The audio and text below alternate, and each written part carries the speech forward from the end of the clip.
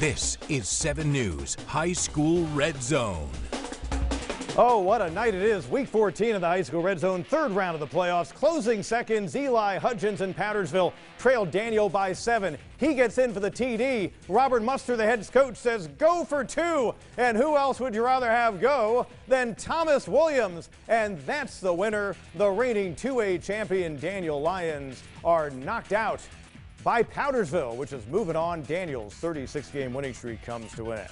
Hi, everybody, and welcome into the show. We've got a full recap of that ball game coming up in just a bit. All kinds of excitement. A lot of area teams still involved in the playoffs on this night in November. Now, let's start out in the 5A Upper State. It's a rematch for Burns and Gaffney, while Dutch Fork and Spartanburg were at the top of the bracket.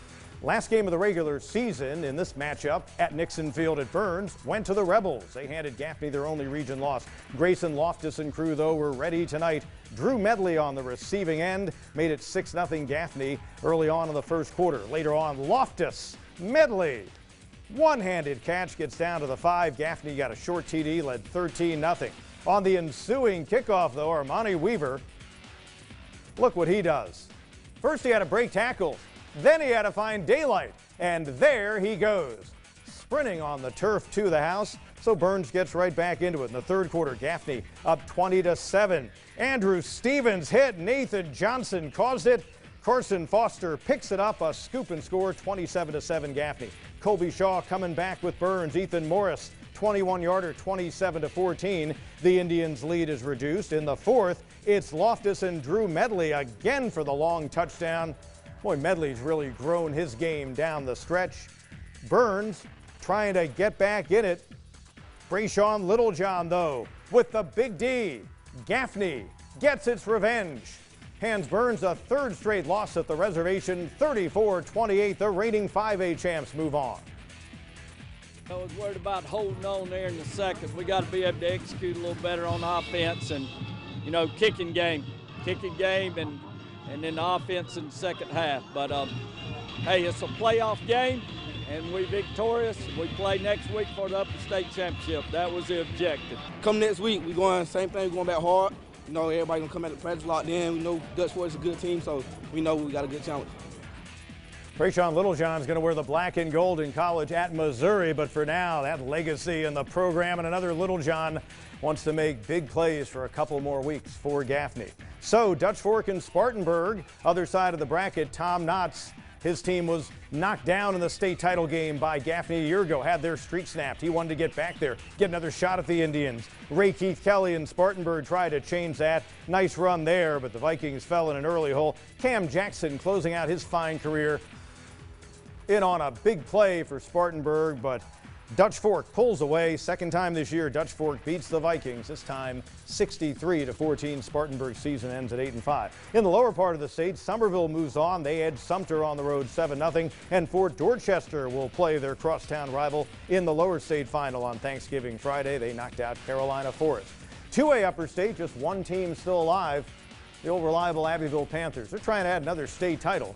Try to make it 8 since 2010. They came down the yellow steps, touched the helmet, and went to work early and often against Fairfield Central. Ty Cade right there, reaching out, pulling in the one-handed interception. There he goes.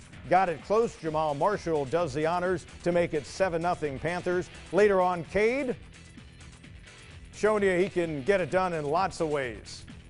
Going to use his strength. That's what the weight room's all about right there. Gets across. It was 14-0 Abbeville. Then Thal Lewis takes it in. Abbeville at a 24-0 lead in the second quarter.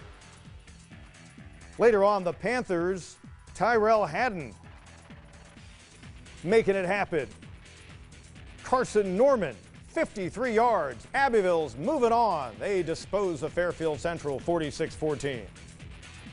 Really, I was just proud of the way our kids came out and focused. You know, it was intensity in the locker room that I hadn't seen in quite a while, but I was just really, really pleased with the way our coaches prepared our kids and the way we came out and played tonight. Yeah, we just defense stopped the deep ball because we know they like to throw it deep. We stayed focused. We made a lot of mistakes, but we followed through it, though. Usually when Abbeville makes mistakes, though, they're small, and when the other teams make them, they're exposed. Panthers, yet another win. They continue a nice winning streak as well. That's their 9th straight. Other action in 2A, so Abbeville now gets Saluda. Remember a team that ended their great run just a few years ago? Well, it'll be a rematch of the Tigers and Panthers as Saluda knocked out Strom Thurman. In the lower state, Andrew Jackson's Volunteers winning 41-14 against Barnwell. They'll get Oceanside Collegiate out of the Charleston area to see who heads to Columbia to play either Abbeville or Saluda. When we come back, well, we whet your appetite a little bit on some of the 3A action. We're going to show you in full force how those two games played out, what talent was on the field, what games we have to show you as we continue on in the High School Red Zone.